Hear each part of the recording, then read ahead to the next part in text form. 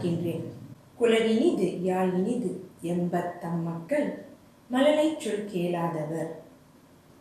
வணக்கம். நான் உங்கள் வம்சம் கருவுறுதல் நிலையத்தின் நிர்வாக இயக்குனர் திருமதி சத்தியவதி அழகிரிசாமி.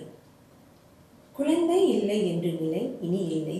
உங்கள் கனவை வம்சம் கருவுறுதல் நிலையம் நிஜமாக்கும். சாத்தியமற்றதையும் சாத்தியப்படுத்துவோம் என்பதே எங்கள் நிலையத்தின் குறிக்கோள். வம்சம் கருவுறுதல் நிலையம் உருவாக்கப்பட்ட நோக்கம் இது நானா என் சொந்த கதையை வச்சு எப்படியாவது ஒரு நல்லது செய்யணும் மக்களுக்கு அப்படின்னு நினச்சி இந்த வம்சம் கருவுறுதலை உருவாக்கினேன். எடுத்துக்கிட்டிங்கன்னா என் சொந்த கதையை நானே லேட் 40s தான் கல்யாணமாக ஆணுச்சு. ஒரு வருஷம் வெயிட் பண்ணி பார்த்தேன். எந்த ஒரு நல்ல செய்திகளும் இல்லாதனால தேடல்கள், அதாவது போய் டாக்டர் கன்சல்டேஷன் இதெல்லாம் பார்த்தேன். பார்த்து முடிஞ்சு ஐவாய்லாம் ட்ரீட்மெண்ட் எடுத்து செஞ்சு பார்த்தேன். எதுவும் சேர்ந்து வரல, கை கூடல. அதோட ஐவிஎஃப்க்கு ட்ரை பண்ணேன். என்னோடய ஐவிஎஃப் 5வது முறையில் தான் எனக்கு கை கூடி சக்ஸஸ்ஃபுல்லாக ஆணுச்சு. அந்த கஷ்ட சூழ்நிலையிலையும் சந்தோஷமான சூழ்நிலையிலையும் நான் முடிவு பண்ணுவேன், ஏன் நம்ம இந்த ஒரு நிகழ்வை நம்ம மலேசியா முழுதும் இல்லை தமிழவங்களுக்கு செய்யக்கூடாது அப்படின்ட்டுன்னு நான் முடிவு பண்ணினேன். என் மகளுக்கு 1 வயசு இருக்கும் போதே நான் இந்த நிகழ்ச்சி செய்ய ஆரம்பிச்சிட்டேன். இப்போ என் மகளுக்கு 3 வயசு. நம்ம கடந்த ஒரு 3 வருஷமாக இலவசமாக இந்த கருத்தரங்கு நடத்திட்டுருக்கோம். இங்கேருந்து எடுத்துக்கிட்டிங்கன்னா கோலாலம்பூர், மலாக்கா, ஜோஹர் பாரு, ஈப்போ, பினாங் வரைக்கும் நம்ம இந்த நிகழ்வு செஞ்சுருக்கிறோம். நம்ம மீண்டும் மீண்டும் இன்னும் இந்த நிகழ்ச்சியை 2 மாதம் 3 மாதம் ஒரு முறை நம்ம செய்யணும் அப்படின்னு ஆசைப்பட்றோம். இந்த வருஷம் எடுத்துக்கிட்டிங்கன்னா நம்ம ஜனவரி மாதம் பங்சாரில் இந்த நிகழ்ச்சியை செஞ்சோம். நம்மக்கிட்ட 60 தம்பதிகள் கலந்துக்கிட்டாங்க. அதாவது 60 தம்பதிகள்னால் கணவன் மனைவி சேர்ந்துக்கிட்டாங்க. அவங்களோட கன்சல்டேஷன்லாம் நம்ம செய்தோம். அதுலேருந்து அவங்களோட குறைபாடெல்லாம் நம்ம என்ன மாதிரி தீர்ப்பு பண்ணலாம் அப்படின்னு சொல்லிட்டு டாக்டரெல்லாம் அவங்களுக்கு ஆலோசனை கொடுத்தாங்க. அதுலேருந்து அவங்களுக்கும் ஒரு திருப்தி. அது முடிஞ்சோன்னே சில பேர் ரெடியாக ஆனாங்க இந்த ட்ரீட்மெண்ட்டுக்கு நம்ம இது பண்ணுவோன்னு. பட் அந்த ரெடியாக வர காலகட்டத்தில் இப்போ நம்மளுக்கு COVID-19 இருக்கிறனால அந்த நடமாடு கட்டுப்பாடுனால எதுவுமே செய்ய முடியாமல் இருக்குது. அந்த வேலையில் யாரும் மனம் சோர்ந்து போயிட வேண்டாம், மனம் தளர வேண்டாம். இதுதான் நம்மளோட தீர்வு கிடையாது. அப்படி நான் நினச்சிருந்தேன்னா இன்றைக்கி அந்த 5வது முறையில் இன்றைக்கி என்னோடய பெண் குழந்தையை பார்த்துருக்க முடியாது. ஸோ விடாமுயற்சியும் நம்பிக்கையும் நம்மளை என்றைக்குமே கை விடாது. ஸோ அதனால் பி பாசிட்டிவ், நம்புங்கள். சேம் டைம் நம்ம இப்போயும் நம்ம இலவச கன்சல்டேஷன் செஞ்சுக்கிட்டு தான் இருக்கிறோம். டாக்டரை பார்க்கணுன்னு இல்லை, நேரடியாக டாக்டரை பார்க்கணுன்னு தான் ஒரு அவசியம் இல்லை. பட் ஸ்கேனிங் பர்பஸில் ஆமாம். பட் அவங்க இப்போ டாக்டர்கிட்ட வாட்ஸ்அப் மூலியமாகவோ இல்லை ஸ்கைப் மூலியமாகவோ அவங்க தொடர்பு கொள்ளலாம். நம்ம அதுக்கு ஏற்பாடெல்லாம் பண்ணி கொடுக்குறோம். அந்த 3 வருஷமாக எடுத்துக்கிட்டிங்கன்னா நம்ம நடத்துகிற நிகழ்ச்சியில் ஏறக்குறைய ஒரு 500 தம்பதிகள் கலந்துருப்பாங்க. அதில் கலந்து அதில் உண்மையிலேயே ஆர்வப்பட்டு நம்மளுக்கு இந்த வாரிசு இருக்கணும் அப்படின்ட்டுன்னு ஒரு 10% இல்லை 20% சில பேருக்கு பணம் இதில் ஒரு பிரச்சனையாக இருக்குது. பட் அந்த வேலையில் நம்மளுக்கு இந்த வருஷம் அரசாங்கம் கூட சொல்லியிருந்தாங்க, இபிஎஃப் மூலியமாக இந்த ஐவிஎஃப்காக நம்ம ஒரு எஜுகேஷன் கொடுக்குறோன்னு. அதே வேலையில் உங்களுக்கு எந்த ஆலோசனையும் தெரியலன்னா நம்ம கொடுத்துருக்கிற எண்ணில் நீங்கள் தொடர்பு கொள்ளுங்கள். நம்ம கண்டிப்பாக உங்களுக்கு டைம் டு டைம் அட்வைஸ் பண்ணுவோம். நம்மளோட நிகழ்வில் கலந்துக்கிட்டவங்க சில தம்பதிகள் நம்ம உடம்பு பரமலாக இருக்குது, நம்மளுக்கு வயசாகிடுச்சு, அதனால் நம்மளால் குழந்தை சுமத்துக்க முடியாது, தாய்மையாக ஆக முடியாது அப்படின்னு நினைக்கிறவங்க இருக்கிறாங்க. என்னை கேட்டிங்கன்னா அது ஒரு தவறான ஒரு கருத்து. வயசு ஒரு தடை கிடையாது இந்த ஐவிஎஃப் ட்ரீட்மெண்ட்டுக்கு. அதனால தான் இது செயற்கை கருத்தரிப்புன்னு சொல்கிறது. ஸோ வயசு ஒரு தடை கிடையாது. நீங்களும் பேப்பர்லலாம் படிச்சிருந்துருப்பீங்க, ஃபேஸ்புக் இதெல்லாம் பார்த்துருந்துருப்பீங்க, சோஷியல் மீடியாலலாம் 50 வயசுலேருந்து 60 வயசு வரைக்கும் கூட சம்டைம்ஸ் ட்வின்ஸ் பேபி கூட அவங்களால டெலிவர் பண்ண முடியுதுன்னா, அவங்களால முடியுதுன்னா ஏன் நம்மளால் முடியலன்னு தான் என்றைக்குமே நம்ம யோசிக்கணும். ஸோ அதனால் வயசு ஒரு தடை இல்லை. நீங்கள் உங்களை ப்ரிப்பேர் பண்ணுறதா இருந்தால் நம்ம டாக்டர் வந்து கன்சல்டேஷனில் வந்து கண்டிப்பாக வந்து இந்த மாதிரி பரமலாக இருக்கிறவங்களுக்கு என்ன மாதிரி டயட் அவங்க ஃபாலோ பண்ணணும், என்ன மாதிரி அவங்க வந்து சப்ளிமெண்ட்லாம் சாப்பிடணும், இதெல்லாம் வந்து அட்வைஸ் பண்ணுவாங்க கண்டிப்பாக. அதெல்லாம் முடிஞ்சு தான் அவங்கள வந்து ட்ரீட்மெண்ட்டுக்கு ரெடி பண்ணுவோம். எடுத்தோடனே டைரெக்டாக இல்லை 100% உத்தரவாதம் நீங்கள் வாங்க, கண்டிப்பாக உங்களுக்கு குழந்தையாக போகலாம் அப்படின்னு சொல்ல போகிறதில்ல. உங்களை கண்டிப்பாக பரிசோதனை பண்ணிவிட்டு உங்களோட முட்டை வளர்ச்சி எப்படி இருக்குது, ஹஸ்பண்டோட விந்து கவுன் எப்படி இருக்குது, இதெல்லாம் பார்ப்பாங்க. நம்ம இதுக்கு வந்து லேப் வந்து நம்ம நியமித்து வச்சுருக்கிறோம். ஸோ கண்டிப்பாக பேஷண்ட்டை வந்து லேப்புக்கு அனுப்பி அவங்களோட மனைவிக்கு வந்து ப்ளட் டெஸ்ட் எடுத்து ஏஎம்ஹெச் ரிப்போர்ட் சொல்லுவோம். அது வந்து முட்டை கருவு எப்படி இருக்குது அப்படின்னு, முட்டை வளர்ச்சி நல்லா இருக்குதா அப்படின்ட்டு. அதே மாதிரி ஹஸ்பண்டுக்கு எடுத்துக்கிட்டிங்கன்னா அவங்களோட விந்து கவுன் மொட்டிலிட்டி எப்படி இருக்குது, அதுக்கு என்ன மாதிரி சப்ளிமெண்ட் கொடுக்கலாம் அப்படின்னு கூட இருக்குது. சில கணவர்மார்கள் வந்து நினைக்கலாம், அதாவது இந்த ஒரு குறை கூட இருக்கலாம், நம்மக்கிட்ட வந்திருந்துருக்குறாங்க. அதாவது அறவே விந்து கவுன் இல்லாதவங்களுக்கு கூட அதுக்கு நிறையா ப்ரொசீடியர்லாம் இருக்குது. நீங்கள் அதனால் பிரதர்ஸ் அவுட் யாருமே இந்த மாதிரி இது ஒரு டவுனாக உங்கள் மனசை நீங்கள் யோசிக்க வேணாம். எல்லாத்துக்குமே தீர்வு இருக்குது. ஏன்னா நம்ம 2020 இருக்கிறோம். ஸோ முடியாத காரியத்தை கூட நம்மளால் சாதிச்சு முடிகிறனால தான் வந்து செயற்கை கருத்திருப்பு நிலையம் வந்து எவ்வளோ ப்ராடக்டிவிட்டி செஞ்சுக்கிட்டு வருது. ஸோ இந்த வேளையில் நான் உங்களுக்கெல்லாம் என்ன சொல்ல விருப்பப்படுறேன்னா, பி பாசிட்டிவ். எந்த ஒரு குறையும் இருந்தால் நீங்கள் நம்மளுக்கு கால் பண்ணுங்கள்.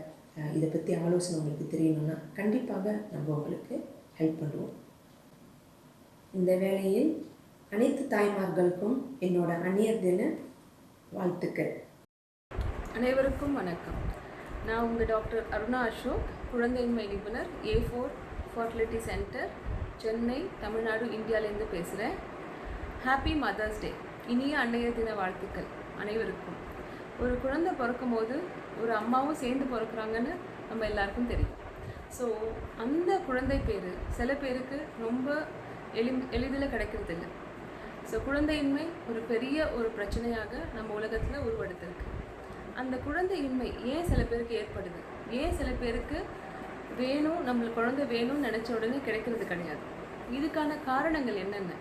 ஏன் டாக்டர் நாங்களும் ஒரு 2 வருஷமாக ட்ரை பண்ணிகிட்டு இருக்கோம், ஏன் எங்களுக்கு குழந்தை நிற்க மாட்டேங்குது, நாங்கள் நல்லபடியாக தான் முயற்சி பண்ணுறோம் அப்படின்னு எங்ககிட்ட கேட்குறவங்க நிறைய பேர் இருக்காங்க. ஸோ ஏன் இயற்கையாக சில பேருக்கு குழந்தை நிற்கிறது இல்லை? இதுக்கான காரணங்களை பார்த்தீங்கன்னா, நம்மளுக்கு பெண்களை பொறுத்த வரைக்கும் கர்ப்பப்பை, கருக்குழாய், சினைப்பை, யூட்ரஸ், டியூப், ஓவரி, இது 3 ரொம்ப முக்கியமான ஒரு உறுப்புகள். கர்ப்பப்பையில் தான் குழந்தை வளருது. டியூப் எதுக்கு டாக்டர்? டியூப்பில் என்ன நடக்குது அப்படின்னு கேட்டிங்கன்னா, டியூப் கருக்குழாய் அதில் தான் வந்து முட்டையும் விந்தும் சேருது. ஸோ டியூப்பில் ஏதாவது அடைப்பு இருந்ததுன்னு சொன்னால் முட்டையும் விந்தும் சேர முடியாது. அதனால் நம்மளுக்கு குழந்தை நிற்காமல் இருக்கலாம். டியூப்பில் ஏன் டாக்டர் எனக்கு இன்ஃபெக்ஷன் வரும், பிறந்ததுலேருந்து நல்லா தானே இருக்கேன் அப்படின்னு கேட்பாங்க. ஸோ மாதவிடாய் வரும்போதோ இல்லை ஹஸ்பண்ட் ஒய்ஃப் ரிலேஷன் இருந்து அதுக்கப்புறமாவோ ஏதாவது ஒரு ஃபீவர், இன்ஃபெக்ஷன், டியூபர்குலோசிஸ், டிபின்னு சொல்லுவாங்க, இல்லை கிளமீடியா இன்ஃபெக்ஷன்ஸ், இதனால் நம்மளுக்கு டியூப்பில் அடைப்புகள் ஏற்படலாம். அந்த அடைப்பை கண்டுபிடிக்கிறதுக்கு ஹெச்எஸ்ஜி அப்படின்ற டெஸ்ட் பண்ணி நம்ம இல்லை லாப்ரோஸ்கோபி பண்ணி டியூப்பில் அடைப்பு இருக்குன்றதை கண்டுபிடிக்கலாம். அடுத்த ஒரு விஷயம் சினைப்பை. கருமுட்டைகள் வளர்கிற ஆர்கன் வந்து சினைப்பை. ஸோ கருமுட்டைகள் சில பேருக்கு இயற்கையாகவே ரொம்ப கம்மியாக இருக்கலாம், இல்லை ஒரு ஆப்ரேஷன் கருமுட்டையில் கட்டிகள் இருக்கிறதுனால சாக்லேட் சிஸ்ட்ன்னு சொல்லுவாங்க, எண்டோமெட்ரியோஸ்ன்னு சொல்லுவாங்க. இதனால் நம்ம முட்டைகள் வந்து அது சாப்பிடும். எண்டோமெட்ரியோடிக் சிஸ்ட் வந்து நம்ம முட்டைகளை கரையா மாதிரி கொஞ்சம் கொஞ்சமாக அரைச்சி சாப்பிடும். ஸோ அந்த மாதிரி இருக்கிறதுனால முட்டைகள் கம்மியாகலாம். இல்லை பாலிசிஸ்டிக் ஓவரிஸ், உடல் பருமனாலையும் எக்ஸசைஸ் பண்ண முடியாததுனாலையும் ரொம்ப நேரம் தூக்கம் இல்லாமல் நம்ம வேலை செய்கிறதுனால ஸ்ட்ரெஸ்னால நம்மளுக்கு நீர்க்கட்டிகள் சினைப்பையில் உருவாகலாம். ஸோ பாலிசிஸ்டிக் ஓவரிஸ் வந்ததுன்னா என்ன ஆகும்? முட்டைகள் நல்லபடியாக வளரும், ஆனால் முட்டைகள் எல்லாம் மெச்சூர்டாக வளராது. பாதி மட்டும் வளர்ந்து எல்லாம் குரூப்பாக வந்திருக்கும். எதுவுமே ஒரு நல்ல மெச்சூரிட்டி, ஒரு 20 மில்லிமீட்டர் சைஸை நம்ம பார்க்கணும்னு சொன்னால் அந்த அளவுக்கு எதுவுமே வளராது. அதனால் முட்டைகள் வளராததுனால குழந்தை இல்லாமே இருக்கும். இவங்களுக்கு தான் நம்ம மாதவிடாய் மாதம் வரமாட்டேங்குது டாக்டர், 2-3 மாதத்துக்கு ஒரு தடவை தான் வரும், மாத்திரை போட்டால் தான் வரும் அப்படின்னு சொல்லுவாங்க. ஸோ சினைப்பை பிரச்சனைகளால் முட்டைகள் ஒழுங்காக இல்லாததுனாலையும் குழந்தை இல்லாமல் இருக்கலாம். நம்ம கருக்குழாய் பிரச்சனைகளை பார்த்தோம், சினைப்பை பிரச்சனைகளை பார்த்தோம். அடுத்தது கர்ப்பப்பை. கர்ப்பப்பையே சில பேருக்கு பிறவிலேயே ஒரு கர்ப்பப்பை இருக்கிறது, இல்லை பிறவிலேயே கர்ப்பப்பையில் பிளவு இருக்கிறது, கர்ப்பப்பையில் கட்டிகள் இருக்கிறது, அடினோமயோசிஸ்ன்னு சொல்லலாம், இல்லை ஃபைப்ராய்ட் கட்டிகள்னு சொல்லுவாங்க. இதனால் நம்மளுக்கு குழந்தை நிற்காமல் போகலாம். ஸோ இந்த பிரச்சனைகளை எப்படி கண்டுபிடிக்கிறது? ரத்த பரிசோதனைனாலும் அல்ட்ராசவுண்ட் ஸ்கேன்னாலையும் நம்ம கண்டுபிடிக்க முடியும். ஸோ முட்டைகளோட அளவு எப்படி இருக்குன்னு கண்டுபிடிக்கிறதுக்கு AMH அப்படின்ற டெஸ்ட்டு நாங்கள் பண்ண சொல்கிறோம். So laparoscopy, HSG, AMH, ultrasound scan இதெல்லாம் ஒரு பேசிக் இன்வெஸ்டிகேஷன். ஒரு பெண்மணிக்கு குழந்தை பெற்றுக்கிறதுக்கான வாய்ப்புகள் எவ்வளோ இருக்குன்னு கண்டுபிடிக்கிறது. அதே அவங்களோட கணவருக்கு என்னெல்லாம் டெஸ்ட் பண்ணணும்னு பார்த்தீங்கன்னா, முக்கியமாக அவருக்கு ரத்த அழுத்தம் இருக்கா, டயபெட்டிஸ் இருக்கா, சக்கரவியாதி இருக்கா, அதுக்கப்புறம் சேர தன்மையில் ஏதாவது ப்ராப்ளம் இருக்கா. சில பேர் நம்மக்கிட்ட 2 வருஷம் ட்ரீட்மெண்ட் பார்ப்பாங்க, அதுக்கப்புறம் தான் சொல்லுவாங்க நாங்கள் சேர்ந்து இருக்கிறதுலையே ப்ராப்ளம் இருக்குது டாக்டர். ஸோ அந்த மாதிரி ஏதாவது பிரச்சனைகள் இருந்தாலும் நீங்கள் தயக்கப்படாமல் டாக்டர்கிட்ட சொன்னீங்கன்னா தான் அதுக்கான தீர்வை நம்மளால் கொடுக்க முடியும். ஹஸ்பண்டுக்கு நல்லபடியாக சேர்ந்துருக்கோம், நாங்கள் விந்தணுக்கள்லாம் நல்லபடியாக வருது டாக்டர், அப்பயும் ஏன் குழந்தை நிற்க மாட்டேங்குது? விந்தணுக்கள் வந்தால் மட்டும் பத்தாது, விந்தணு சோதனை ரொம்ப முக்கியம். விந்தணுக்கள் சோதனை பண்ணும் போது தான் தெரியும் நம்மளோட உயிரணுக்கள், கணவரோட உயிரணுக்களோட கவுண்ட், எண்ணிக்கை, அதோட மொட்டிலிட்டி, அதோட மார்ஃபாலஜி, இந்த 3 பேராமீட்டர்ஸும் நல்லபடியாக இருந்தால் தான் நம்மளுக்கு குழந்தை கிடைக்கும். ஸோ இது 3மே ரொம்ப முக்கியமான ஒரு விஷயம் செமன் அனாலிசிஸ் விந்தணு சோதனையில். ஸோ இது எல்லாம் தான் நம்மளுக்கு ஒரு தம்பதியினருக்கு குழந்தை பெற்றுக்கிற வாய்ப்புகள் எவ்வளோ இருக்குன்னு சொல்ல முடியும். இதில் முக்கியமான ஒரு பின்னடைவு இப்போ இந்த காலத்தில் பார்த்தீங்கன்னா எல்லாருமே காலம் தாழ்ந்து தான் ட்ரீட்மெண்ட்டுக்கு வராங்க. ஒரு பெண்மணி சாதாரணமாக கல்யாணம் பண்ணிக்கிற வயசு அது இந்தியாவாக இருந்தாலும் சரி, வெளிநாடாக இருந்தாலும் சரி, எல்லா இடத்துலையுமே 25 வயதாக இருந்தது. இப்போ அது கொஞ்சம் கொஞ்சமாக அதிகமாகி 30, 32, 35 வயசில் தான் கல்யாணம் பண்ணிக்கிறாங்க. கல்யாணம் பண்ணி வேலை கிடச்சி எல்லாம் செட்டில் ஆகி அவங்க குழந்தை வேணும்னு நினச்சி டாக்டர்கிட்ட வரும்போது 35 வயசுக்கு மேலே ஆகிடுது. அதனால் ஒரு பெண்மணியோட முட்டைகளோட அளவும் தரமும் 2மே கம்மியாயிடுது. இது ஒரு மேஜர் ப்ராப்ளம், ஒரு முக்கியமான ஒரு பிரச்சனையாக நாங்கள் ஃபேஸ் பண்ணோம். ஸோ இப்போ எல்லாருக்கும் குழந்தை தானாக இயற்கையாக கிடைக்குது, சில பேருக்கு கிடைக்கிறது. அந்த சில பேர் சோர்ந்து வீட்டில் உட்காந்து கவலைப்பட்டு அந்த வலைக்குள்ளரே சுற்றி சுற்றி அதில் வேதனை அடைகிறதோட அதுக்கான தீர்வு எங்கே கிடைக்கும்னு பார்த்து டாக்டரை பார்த்து ட்ரீட்மெண்ட் பண்ணிக்கிறது ரொம்ப நல்லது. எல்லாருக்குமே ஆசை என்ன? இயற்கையாக குழந்தை நிற்கணும், எனக்கு இயற்கையாக நேச்சுரலாக குழந்தை நிற்கணும் டாக்டர், அப்போ தான் எனக்கு இந்த மாத்திரையோட சைடு எஃபெக்ட்லாம் இல்லாமல் நல்ல குழந்தை கிடைக்கும் அப்படின்னு தான் எல்லோரும் ஃபீல் பண்ணுவாங்க. ஆனால் சில பேருக்கு அது கிடைக்கலன்னும் போது கிடைக்காமே இருக்கிறதோட ஒரு ட்ரீட்மெண்ட் பண்ணுறது எவ்வளவோ நல்லது. இப்போ ட்ரீட்மெண்ட் எல்லாம் சைடு எஃபெக்ட்ஸ் இல்லாமல் நல்ல ஹெல்த்தியான ரொம்ப இன்டெலிஜென்ட்டான பேபிஸ் தான் ட்ரீட்மெண்ட் பண்ணாலும் பிறக்குது. அந்த நம்மளோட பயத்தை போக்குறதுக்கு தான் நான் இந்த பதிவையே உங்ககிட்ட சொல்கிறது. ART செயற்கை கருத்தரிப்பு அப்படின்னு உடனே பயந்துட வேண்டாம். இது ஒரு பெரிய ட்ரீட்மெண்ட், ரொம்ப வலிக்கும், ரொம்ப சைடு எஃபெக்ட்ஸ் இருக்கும், எனக்கு அதுக்கப்புறம் எப்படி இருக்கும், என்னோடய வாழ்க்கை முறை அதுக்கப்புறம் எப்படி இருக்கும் அப்படின்னு உங்களுக்கெல்லாம் ஒரு பயமும் ஒரு தயக்கமும் இருக்கலாம். ஸோ ARTன்றது ஒன்றும் பயப்பட வேண்டிய விஷயமே கிடையாது. குழந்தைகள் நிறையா பேர் பார்த்திங்கன்னா ஆசையாக உணவெடுத்து சாப்பிடுவாங்க, சில குழந்தைங்க சாப்பிட மாட்டாங்க. அப்போ நம்ம என்ன பண்ணுறோம்? எடுத்து ஊட்டி விடுறோம். அதே மாதிரி தான் ARTயும் முட்டையும் விந்தும் எல்லாருக்கும் இயற்கையாக சேர்ந்துடுது. சில பேருக்கு அது ஒழுங்காக சேர மாட்டேங்குது, இல்லை சேர்ந்த விந்தணுக்களும் முட்டைகளும் நல்லபடியாக வளர்ந்து கருவாக மாட்டேங்குது. ஸோ அதை நம்ம என்ன பண்ணணும்? நல்ல கருவாக்கி கர்ப்பப்பையில் வைக்கணும். ஸோ இதுதான் ART. இதில் முட்டையும் விந்தையும் சேர்க்கறத மட்டும் நம்ம ICSIன்ற முறையில் பண்ணுறோம். மற்றபடி முட்டையை புதுசாக எதையும் மாற்றமோ விந்தணுக்களை புதுசாக எந்த மாற்றமும் நம்ம உண்டாக்க முடியாது. அதனால் உங்களோட முட்டையும் உங்கள் கணவரோட விந்துகளையும் தான் சேர்த்து நம்ம உள்ளே வைக்கிறோம். இதனால் நீங்கள் பயப்படாமல் நல்ல ட்ரீட்மெண்ட் பண்ணி சீக்கிரம் குழந்தை பெற்றுக்கிறதுக்கு உத்தியோகமாகலாம். இந்த ART ட்ரீட்மெண்ட்டில் இயற்கையாக நிற்கிறதோட எவ்வளோ டாக்டர் எனக்கு சக்ஸஸ் வரும், இவ்வளோ செலவு பண்ணி இவ்வளோ கஷ்டப்பட்டு நான் பண்ணும்போது எனக்கு நல்ல சக்ஸஸ் வருமா, எவ்வளோ சக்ஸஸ் வரும், இதுதான் எல்லோரும் அடுத்த பயம். இந்த இயற்கையாக கருத்தரிக்கிறது பார்த்திங்கன்னா 100 பேர் எடுத்திங்கன்னா 5லேருந்து 10 பேர் தான் ஒரு வருஷத்துக்கு அப்புறம் இயற்கையாக கருத்தரிக்கிறதுக்கான சான்சஸ் இருக்குது. அதே நம்ம IUI ஆர்டிஃபிஷியல் இன்செமினேஷன் செயற்கை விந்தணு உட்செலுத்துதல், இந்த ட்ரீட்மெண்ட்டில் 15லேருந்து 20% சான்சஸ் இருக்குது. இதே ART IVF டெஸ்ட் டியூப் பேபின்ற முறையில் பார்த்திங்கன்னா உங்களோட விந்தணுக்களும் முட்டைகளும் வச்சு பண்ணும்போது 65லேருந்து 70% வரைக்கும் இப்போ நம்மளால் இன்க்ரீஸ் பண்ணி கொடுக்க முடியுது. இதே முட்டைகளை தானமாக வாங்கி 40 வயசுக்கு மேலே இருக்கிறாங்க, 45 வயசுக்கு மேலே இருக்கிறாங்கன்னா முட்டைகளை தானமாக வாங்கி அவங்க கணவரோட விந்தணுக்களை எடுத்து வைக்கும் போது இன்னுமே இது ஜாஸ்தியாகி 75% வரைக்கும் நம்மளால் சக்ஸஸ் ரேட் கொடுக்க முடியுது. ஸோ இந்த ட்ரீட்மெண்ட் பற்றி உங்களுக்கு ஒரு ஷார்ட் நோட் மட்டும் சொல்லிக்கிறேன். ட்ரீட்மெண்ட் வந்து எப்படி பண்ணுவோன்னா, 2வது நாள் பேஷண்ட் வந்து எங்கே இருக்காங்களோ அவங்க முன்னாடியே பிளான் பண்ணி இங்கே 2வது நாள் எங்ககிட்ட வந்துடுவாங்க. வந்துட்டாங்கன்னா அன்னைக்கு ஸ்கேன், மற்ற ரத்த சோதனை எல்லாத்தையும் பண்ணிவிட்டு அவங்களுக்கு இன்ஜெக்ஷன் செய்து தருவோம். அந்த ஊசிகள் எல்லாமே ரொம்ப ஈஸியாக இன்சுலின் ஊசி மாதிரி போட்டுக்கிற ஊசி தான். ஸோ அந்த ஊசியை போட்டுக்கிட்டு அவங்க 10 நாள் இந்த ஊசியை போட்டுக்க வேண்டியது இருக்கும். 10 நாளில் ஒரு 2 தடவை ஸ்கேன் பண்ண வேண்டியது இருக்கும். அதுக்கப்புறம் முட்டைகளை ஸ்கேன் வழியாக அடி வழியாக எடுத்துருவோம். இதுக்கு மேல் வழியாக லேப்ரோஸ்கோப்பியோ காயமோ தழும்போ எதுவுமே இருக்காது. ஒரு 10 நிமிஷம் மயக்கம் கொடுத்து முட்டைகளை எடுப்போம். அப்போ அவங்க அன்றைக்கி ஒரு நாள் மட்டும் சாப்பிடாம காலையில் வந்துட்டு சாயங்காலம் வரைக்கும் இருந்துட்டு நைட்டு அவங்களோட ரூம்க்கே போயிடலாம். ஸோ இந்த முறையில் முட்டைகள் எடுத்து அன்னைக்கே ஐசிஎஸ்ஐன்ற முறையில் விந்தணுக்களை உள்ளே செலுத்திடுறோம். அதை 5 நாள் வரைக்கும் வளர்த்து அந்த கருவில் எந்த கரு நல்லா வளர தன்மை இருக்கோ அதை எடுத்து அந்த பெண்மணியோட கர்ப்பப்பைக்குள்ளே வச்சுட்றோம். எம்ப்ரியோ ட்ரான்ஸ்ஃபர், எம்ப்ரியோ உள்ளே வைக்கிற ப்ரொசீஜர் வந்து அனஸ்தீஷியா தேவையில்லை, அவங்க நார்மலாக வந்து கொடுத்துக்கலாம். இந்த ப்ரொசீஜருக்கு சில பேருக்கு அதே மாதமே வைப்போம், அது ஃப்ரெஷ் எம்ப்ரியோ ட்ரான்ஸ்ஃபர்னு சொல்கிறோம்.